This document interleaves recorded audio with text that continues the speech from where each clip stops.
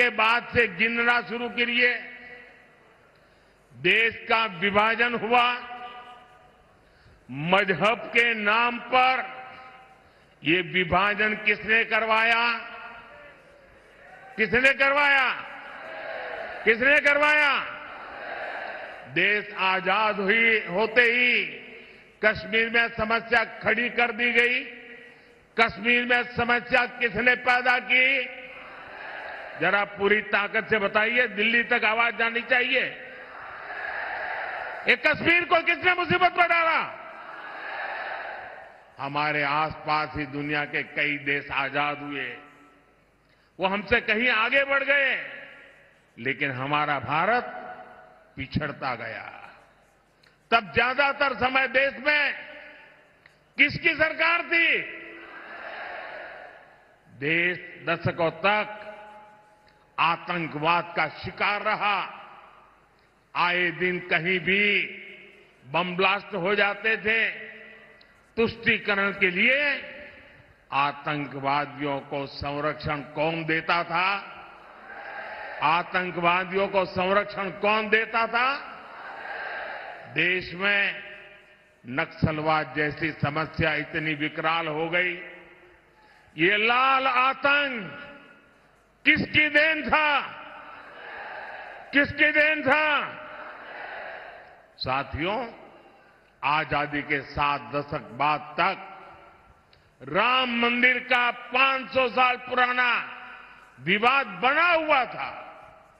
अयोध्या में राम मंदिर के निर्माण पर अड़ंगा कौन लगाता था? अड़ंगा कौन लगाता था? कोर्ट में किस पार्टी के लोग भगवान राम के अस्तित्व पर सवाल उठाते थे? कौन सी पार्टी के वकील सुप्रीम कोर्ट में जाकर कहते थे कि राम मंदिर पर फैसला न सुनाए? किस पार्टी ने राम मंदिर प्राण प्रतिष्ठा आयोजन का बहिष्कार किया? किस पार्टी ने दशकों तक बाबा साहब आंबेडकर को भारत रत्न नहीं मिलने दिया? इतने दशकों से हमारे लोग पिछड़ा वर्ग आयोग को संविधान का दर्जा देने की मांग कर रहे थे। किसने पिछड़ा वर्ग के साथ धोखा किया?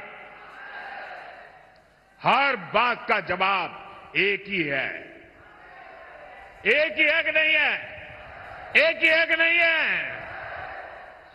साथियों, पिछले 10 वर्षों से कांग्रेस सत्ता से बाहर है। आपने एनडीए को पूर्ण बहुमत दिया। हमने देश की बड़ी बड़ी समस्याओं का स्थायी इलाज किया है। आज महाराष्ट्र ही नहीं, बल्कि पूरे देश में नक्सलवाद कमजोर पड़ गया है। जो गढ़चिरौली नक्सली हिंसा के लिए जाना जाता था, अब उसकी चर्चा विकास और स्टील कंपनी के लिए हो रही है। हमारा गढ़चिरौली अब फौलाद सिटी बनने जा रहा है। भाइयों बहनों, हमारे यहां मराठी में एक कहावत होती है, कडू कारले तुपात तळले साखरेत गोळले तरी कडू ते कडूच। यानी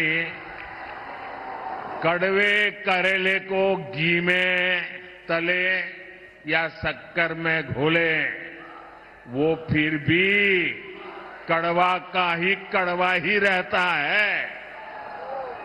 ये कहा